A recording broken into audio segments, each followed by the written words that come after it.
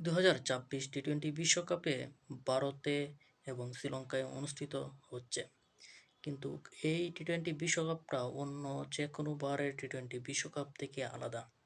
একদিকে যেমন দলের সংখ্যা বেশি, অন্যদিকে এই অংশগ্রহণকারী অ্যাসোসিয়েট দেশগুলোরও পারফরম্যান্স অন্যান্য বারের তুলনায় যথেষ্ট উন্নতি দেখা যাচ্ছে। কারণ অ্যাসোসিয়েট দেশগুলো এবারের বিশ্বকাপে তারা যেরকম পারফর্ম করছে, তেমনি শক্তিশালী দেশগুলোকেও তারা কঠিন একটা পরীক্ষার সামনে ফেলেছে বেশ কয়েকটি ম্যাচে। যদিও এই বিশ্বকাপে বাংলাদেশ অংশগ্রহণ করে নাই, যে কারণে বাংলাদেশি সমর্থক বা ক্রিকেট ভক্তরা এবারের বিশ্বকাপের দিকে চোখ খুব একটা বেশি রাখছে না। কিন্তু ওভারঅল যে বিষয়টা দেখা যাচ্ছে যে অ্যাসোসিয়েট দেশগুলোর যে ক্রিকেটের অগ্রগতি, বিশেষ করে টি-টোয়েন্টি ফরম্যাটটিতে বিশ্বব্যাপী যে ক্রিকেট ব্র্যান্ডিংটা করেছে আইসিসি, সেটা অবশ্যই আইসিসি একটা ক্রেডিট পাওয়ার যোগ্য।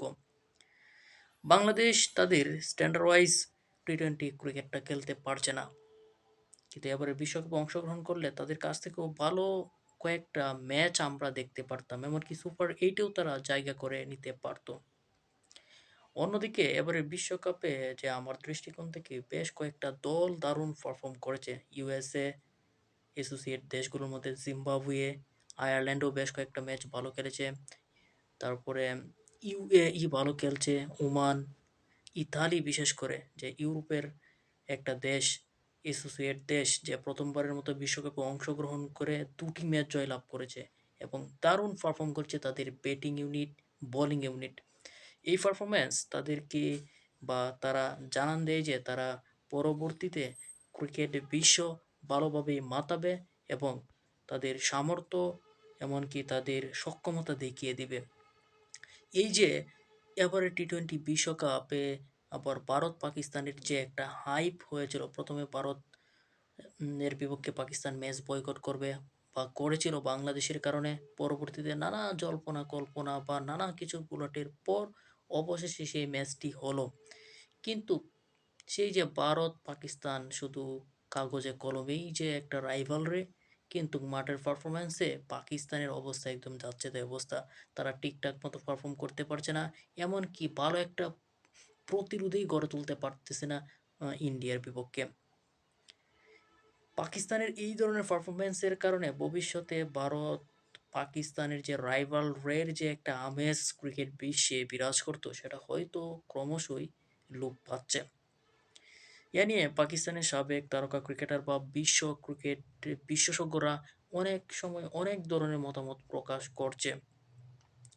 অন্যদিকে ভারত পাকিস্তানের তুলনায় মনে হয় এশিয়ার Bangladesh, Sri Lanka, Afghanistan, south Africa, Netherland, south Africa, Australia, England, ওদের ম্যাচগুলোই বরাবরই জমছে।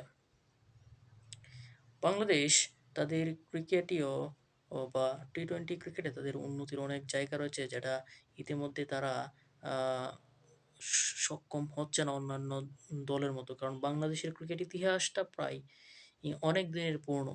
সেই হিসাবে বাংলাদেশ টি-টোয়েন্টিতে ওইভাবে কামব্যাক এখনো করতে পারে নাই, বা এরকম বড় মঞ্চে বা বিশ্বকাপের মতো আসরে মানে দেখার মতো বা আলোচনা করার মতো কোনো পারফর্ম করে নাই। দেখা যাক ভবিষ্যতে বাংলাদেশ কী ধরনের পারফর্ম করে। বাংলাদেশের ক্রিকেটারদের স্কিলের অনেক ঘাটতি রয়েছে টি-টোয়েন্টিতে। তারা কীভাবে বিশ্ব ক্রিকেট শাসন করতে হয় বা কোন টাইমে কী প্রপার নলেজটা সঠিক টাইমে দিতে পারছে না। কিন্তু দ্বিপাক্ষিক সিরিজে তারা বেশ ভালোই খেলে মাঝে মাঝে, কিন্তু বিশ্বকাপে গিয়ে কী হয়ে যায় সেটা বুঝি না।